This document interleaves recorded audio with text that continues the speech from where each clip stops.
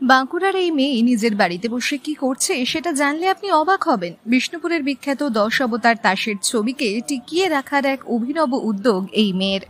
রাজা বীর হাম্বিরের আমলে খেলা হতো বিষ্ণুর 10 অবতারের এই তাস, যেটা বর্তমানে আস্তে আস্তে হারিয়ে যেতে চলেছে।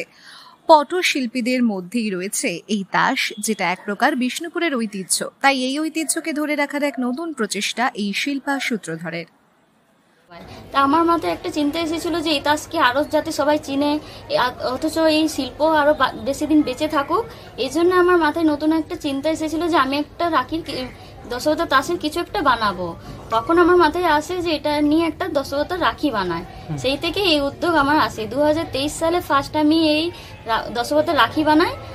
বাঁকুড়া জেলার বিষ্ণুপুর পৌর শহরের চক মার্কেটের একেবারে মাঝ বাজারের বাড়ি এই শিল্পা সূত্রধরের। তিনি 2023 সাল থেকে এই পটশিল্পের মধ্যে 10 অবতার তাসের ছবি রাখির মধ্যে ফুটিয়ে তুলেছেন।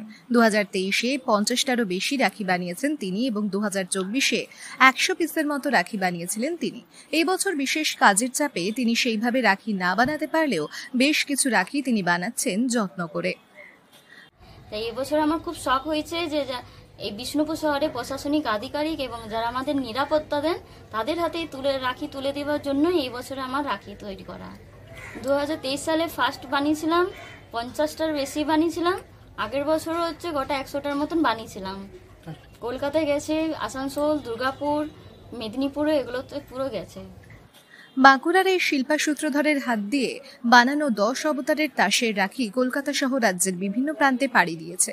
তবে এই বছর তা আর হচ্ছে না।